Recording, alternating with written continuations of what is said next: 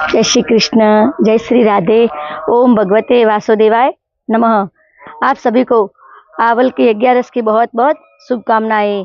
आमल के एकादशी का व्रत फाल्गुन माह के शुक्ल पक्ष में मनाया जाता है।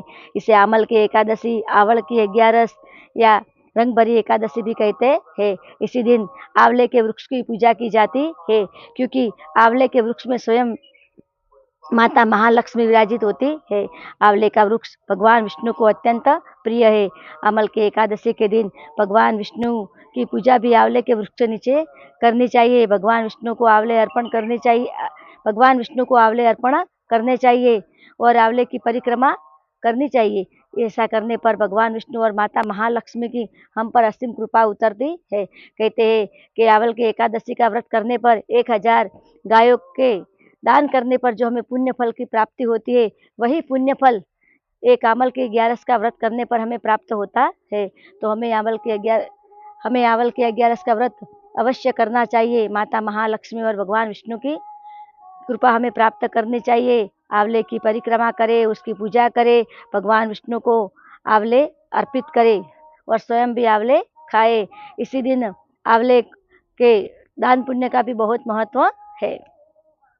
आंवले की अमल की 11 के व्रत के साथ साथ उसकी कथा भी सुननी चाहिए। एक नगर में एक चित्रसेन नाम का राजा राज्य करता था। राजा बहुत ही प्रजापालक था। धर्म से प्रजा का पालन और उसकी रक्षा करता था। एक बार राजा और उसके कुछ मंत्री शिकार करने के लिए जंगल में गए। जंगल बहुत ही घना और बड़ा था। जंगल में घूमते घूमते मंत्री और राजा अलग अलग हो गए। राजा भटकता भटकता जंगल में बहुत दूर जा चुका था। तभी डाकुओं का एक झुंड आया और राजा को पकड़कर उसके मुखिया के पास लेकर गया।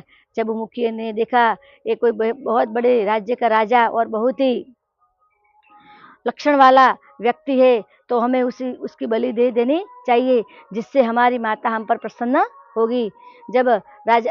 जब डाकुओं के मुखिया ने राजा की बलि देने की सभी प्रकार की तैयारियां कर दी, राजा को एक वृक्ष के बांध दिया और उसके एक डाकू को सूचना दे दी कि तुम राजा का वध करो। जैसे ही वो डाकू राजा का वध करने आया, तब कहीं से एक दिव्य शक्ति प्रकट हुई और सभी डाकुओं को मार गिराया और राजा की जान बच गई।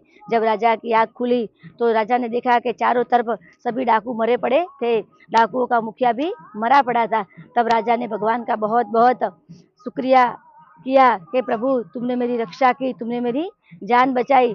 तभी आकाश से आकाशवाणी हुई और राजा को बताया कि हे राजन, ये तुम्हारी जान तुम्हारे पहले पुनः जन्म में किए गए आंवल के 11 के व्रत से प्रभाव से बची है। तुमने अगले जन्म में आंवल के 11 का व्रत विधि विधान से किया था। आंवले के वृक्ष की पूजा की थी। भगवान विष्णु को आंवले अर्पित किए थे और पूरे दिन उपवास और व्रत रखा था। उस व्रत के प्रभाव से इसी जन्म में तुम्हारी जान बच पाई है, क्योंकि आज फिर वही एकादशी है। और आज अमल की एकादशी के दिन जब डाकुओं का मुखिया तुम्हारा वध कर रहा था और तभी तुम्हारे शरीर से दिव्य शक्ति प्रकट हुई और तुम्हारी जान बचाई। राजा ये सुनकर बहुत ही भावुक और गदगद हो गया और अपने राज्य में गया। वहां जाकर उसने घोषणा करवाई कि हमारे राज्य में आज से सभी आंवल की एकादशी का व्रत करेंगे, आंवले के वृक्ष लगाएंगे, उसकी पूजा भी करेंगे। राजा और सभी मंत्रियों ने और सभी नगरवासियों ने आंवल के एकादशी का व्रत किया। भगवान विष्णु, माता महालक्ष्मी और आंवले के वृक्ष की पूजा की और सभी प्रकार से सब सुखी संपन्न और धन्य धान से पूर्ण हुए। भगवान विष्णु और माता महालक्ष्मी की असीम कृपा उन सब पर हुई। आप सभी को पुनः आंवल के 11 की बहुत बहुत शुभकामनाएं। 11 का व्रत करें और भगवान विष्णु, माता महालक्ष्मी की असीम कृपा पावे। आंवल के 11 के दिन आंवले के वृक्ष के नीचे जाए और आंवले की पूजा करे। भगवान विष्णु को भी आंवला अर्पित करे। जय श्री कृष्ण, जय श्री राधे। ओम भगवते वासुदेवाय नमः।